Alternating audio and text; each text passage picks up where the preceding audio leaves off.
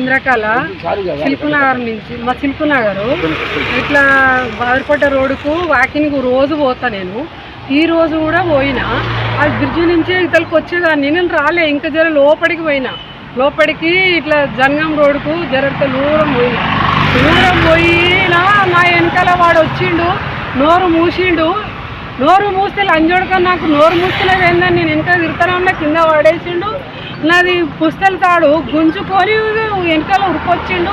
అక్కడ డబ్బా కాడ బండి ఉండే, ఆ బండి తీసుకొని మళ్ళీ బ్రిడ్జి కిందకి పోయిండు. నేను ఏడ్చుకుంటే వెనకకెళ్ళి వచ్చిన.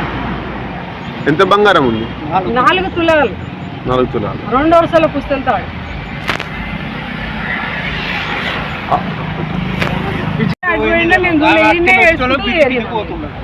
నిన్నే ఏడ్చుకుంటూ ఏరినా. ఆ బ్రిడ్జి కిందికి పోయిండు, బ్రిడ్జి కింది సైడ్ పోయిండు. నేను అయ్యో ఇట్లా పోయిండు ఇటు పోయిండు అని నేను అంటున్నా. అంటుంటే ఒకళ్ళిద్దరు వచ్చి ఒక ఆయన వచ్చిండు. ఆడు ఎటు పోయింది తెలియదు కదనమ్మా, నువ్వు ఆడికెళ్ళి వచ్చే వరకు వాడు ఎటు పోయిండో తెలియదు, మరి ఎట్లా తెలుసు తెలియదు అని నేను ఏడ్చుకుంటూ చేస్తే ఆయన మా ఇంటికే తీసుకొచ్చిండు. కానీ నాకు అది తెలియదు. గంత వరకే. చిన్న బండే వాడుకో, చిన్న బండే. ఆ డబ్బక్కడ పెట్టిండు, ఆ డబ్బక్కడ పెట్టిండు. నా గొలుసు తీసుకొని ఉరికొచ్చిండు. మళ్ళీ బండి తీసుకున్నాడు.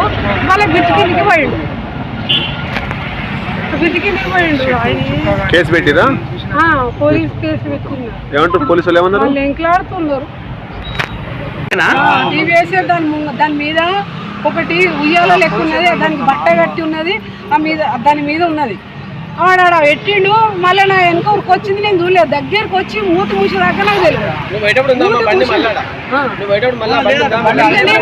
నేను వచ్చాక వాడు బండి ఏడున్నా వేసుకోవాలి పోయింది. అది పోయిందని నేను మొత్తుకుంటున్నా. ఒక ఆయన వచ్చారు, ఒక లేడీస్ వచ్చి నువ్వు అంత దూరం ఎందుకు పోయినావమ్మా అని అన్నారు. ఇక ఇంటికి తీసుకొచ్చారు. కాబట్టి ఏం పని చేస్తావమ్మా? నేను చాలా మొగ్గం నేస్తాడు, కండేలు దుడతా, మొగ్గం నేస్తాడు. రోజు పోయేదాన్ని. ఇవాళ కొత్తగా పోలేదు, రోజు పోతూనే ఉన్నా. అలా అంజోడికి వెనకకెళ్ళి వచ్చిండు, మూతి మూసిండు. వాడు ఎవడో నాకు తెలియదు. ముసలోడు కాదు, ఏం కాదు, వచ్చేవాడేవాడు.